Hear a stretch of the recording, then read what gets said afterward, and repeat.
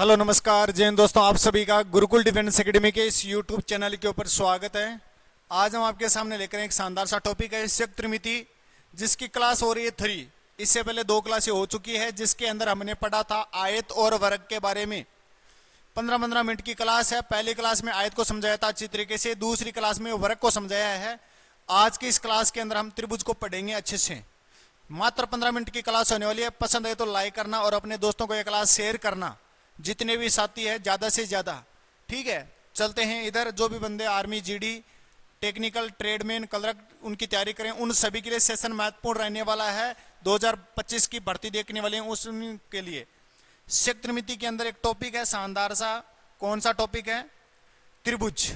त्रिभुज के बारे में पढ़ेंगे। ये तो मैंने ऑफलाइन क्लास के अंदर बच्चों को रिवीजन करवाया था कि हमने कल क्या पढ़ा था। वर्ग के अंदर वर्ग का परिमाप पढ़ा था। परिमाप क्या होता है? सभी संख्याओं का जोड़ परिमाप होता है और संख्याओं का गुणा क्षेत्रफल होता है। विकर्ण का फॉर्मूला क्या हो जाएगा? √2 गुणा में भुजा। बच्चों ने बोला सर याद नहीं हो रहा, इसलिए उनको वापस याद करवाया था और फिर याद करवाने के लिए इस डंडे का सहारा लिया। ठीक है, आगे देखना फिर क्या होगा। त्रिभुज है। त्रिभुज नॉर्मल त्रिभुज होता है। कभी कभी क्या होता है कि तीनों त्रिभुज समान होते हैं, ए, तो उन त्रिभुजों का परिमाप का मतलब क्या होता है? जोड़ होता है। सभी भुजाओं को जोड़ दो। जहां भुजा समान है तो a प्लस ए प्लस ए, तो कितने a हो गए? 3a हो गए। ठीक है, कहां चला गया? तीनों भुजाओं का योग। यदि दो भुजा समान हो, यदि ये a हो, ये a हो और ये मान लो b हो, तो भुजाओं का परिमाप क्या हो जाएगा? a प्लस b, तो 2a प्लस b हो जाएगा परिमाप। यदि तीनों भुजाएं अलग अलग हो, ये a हो, ये b हो, ये c हो, तो उनका परिमाप क्या हो जाएगा? a plus b plus c। तो तीनों भुजाओं को अलग अलग दे रखी हो तो उनका परिमाप जोड़ना। यानी मेन बात क्या होती है, तुम्हारा जो परिमाप पूछे हमें कभी भी, परिमाप चाहे वर्ग का हो, आयत का हो, वर्ग का हो, किसी का भी क्यों ना हो, परिमाप पूछे तो हमेशा उन भुजाओं को जोड़ दो, तुम्हारा परिमाप निकल जाएगा। सबसे ऊपर कॉपी के अंदर ये लिख लेंगे, परिमाप का मतलब होता है जोड़ना और गुणा का मतलब होता है क्षेत्रफल। याद हो गया होगा सभी कप्तानों को। चलो, फिर मैंने बोला कि त्रिभुज के सभी कोणों का जो योग होता है वह कितना होता है? 180 डिग्री। त्रिभुज के सभी कोणों का योग कितना होता है? 180 डिग्री। आयत और वर्ग के सभी कोणों का योग कितना होता है? 360 डिग्री। ये मैंने कल पढ़ाया था। आज मैंने पढ़ाया है कि त्रिभुज के तीनों कोणों का योग कितना होता है? 180 डिग्री होता है। और यदि समान कोण 60-60 डिग्री के है तो वह कौन सा त्रिभुज होगा? समबाहु त्रिभुज होगा। त्रिभुज के तीनों कोणों का योग 180 डिग्री होता है। बहुत ही बढ़िया, शानदार तरीके से समझ आ गया। यदि मैंने किन्हीं दो कोणों का योग 170 डिग्री दे दिया तो बताओ तीसरा कोण कितने डिग्री का होगा? 10 डिग्री का। यानी मैंने किन्हीं दो कोणों का योग 120 डिग्री दे दिया तो बताओ तीसरे कोणों का योग कितना होगा? 60 डिग्री। क्यों होगा? क्योंकि त्रिभुज के तीनों कोणों का योग 180 डिग्री है। मैं 120 में क्या जोड़ूं ताकि 180 हो जाए? तो 60 जोड़ूंगा। मैंने बोल दिया कि नहीं दो कोणों का योग कितना है? 150 डिग्री है, तो बताओ तीसरे कोण का योग कितना हो जाएगा? 30 डिग्री हो जाएगा। ये आप सभी को याद रखना है। समझ गए सारे के सारे? फिर जरा देखना, एक 90 डिग्री का हो तो उसे क्या बोलते हैं? समकोण त्रिभुज बोलते हैं। यदि त्रिभुज के अंदर एक कोण 90 डिग्री का हो तो उस त्रिभुज को हम क्या नाम देंगे? समकोण त्रिभुज। यदि एक कोण 90 डिग्री से कम हो तो उस त्रिभुज को हम क्या बोलेंगे? न्यून कोण त्रिभुज। यदि एक कोण 90 डिग्री से अधिक हो तो उसको हम क्या बोलेंगे? अधिक कोण त्रिभुज। क्या सभी के समझ में आ गया? बहुत बढ़िया। तो समकोण त्रिभुज की खास बात क्या होती है? समकोण त्रिभुज की खास बात यह होती है कि इसमें एक कोण कितने डिग्री का होता है? 90 डिग्री का होता है। क्या सभी के समझ में आ गया? समकोण त्रिभुज में एक कोण कितनी डिग्री का होता है? 90 डिग्री का होता है। और जो 90 डिग्री का कोण होता है वह सबसे बड़ा कोण होता है, तो उसके सामने वाली भुजा भी सबसे बड़ी होगी। यह सबसे बड़ा कोण है इस त्रिभुज के अंदर, तो इसके सामने वाली भुजा भी क्या होगी, बड़ी होगी। यानी कर्ण सबसे बड़ी भुजा होती है। आधार होता है, इसमें एक होती है ऊंचाई, ये आधार बेस है, ये इसकी हाइट ऊंचाई है, समझ गए। तो समकोण त्रिभुज का क्षेत्रफल का फॉर्मूला क्या हो जाएगा, मात्र एक ही प्रश्न पूछेगा कि समकोण त्रिभुज का क्षेत्रफल।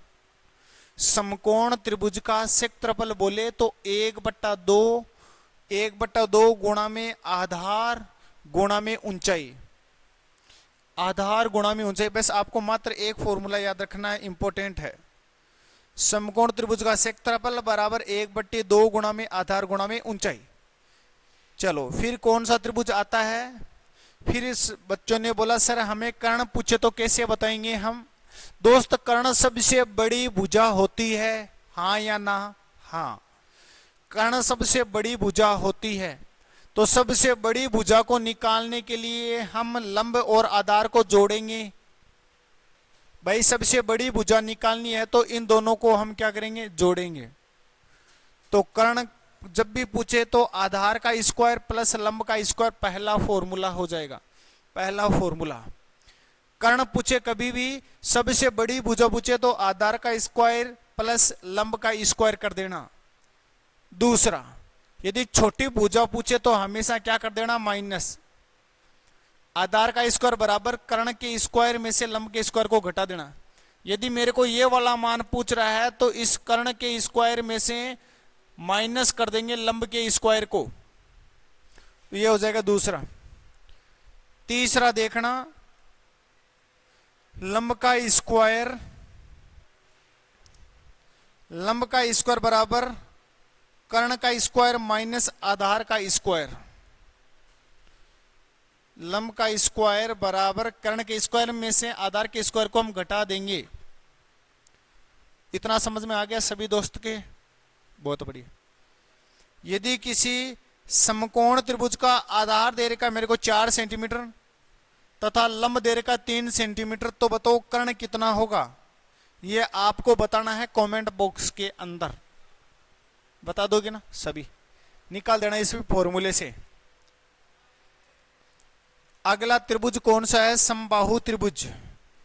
समबाहु त्रिभुज की खास बात क्या है कि इसमें सभी भुजा समान होती है, सभी भुजा समान होती है। तो कौन सा त्रिभुज होता है, समबाहु त्रिभुज।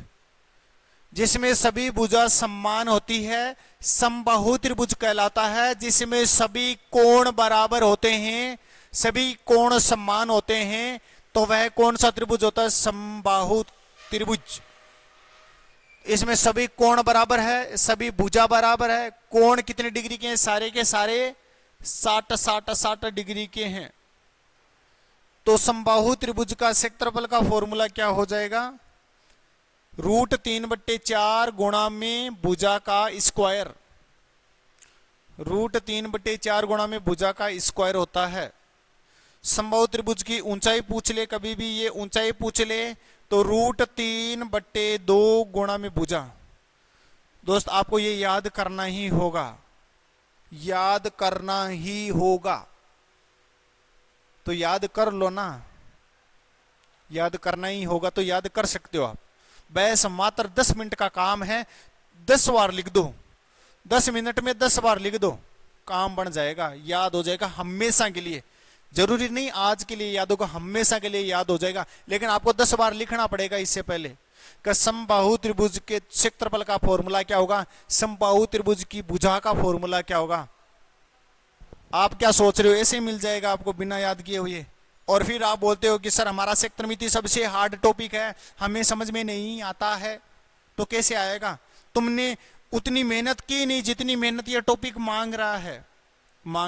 तो उतनी मेहनत करनी होगी, तभी तो तुम्हारे समझ में आएगी। तो समबाहु त्रिभुज का क्षेत्रफल क्या हो जाएगा, √3/4 गुणा में भुजा का स्क्वायर। समबाहु त्रिभुज की ऊंचाई क्या हो जाएगी, √3/2 गुणा में भुजा। अगला प्रश्न देखो, प्रश्न करवाया था मैंने कि किसी समबाहु त्रिभुज की भुजा 4 सेंटीमीटर है भुजा मैंने दे दिए 4 सेंटीमीटर, तो उस त्रिभुज का क्षेत्रफल व उस त्रिभुज की ऊंचाई ज्ञात करो।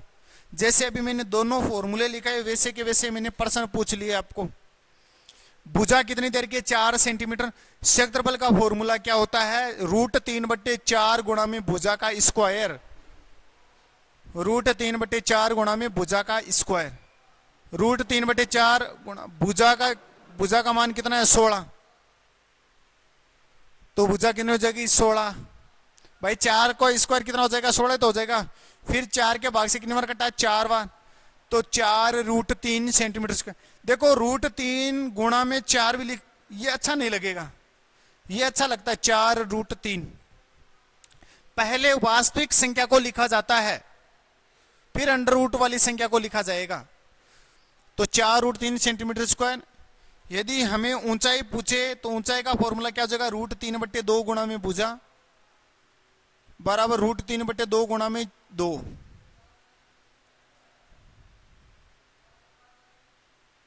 दो √3 सेंटीमीटर हो जाएगा।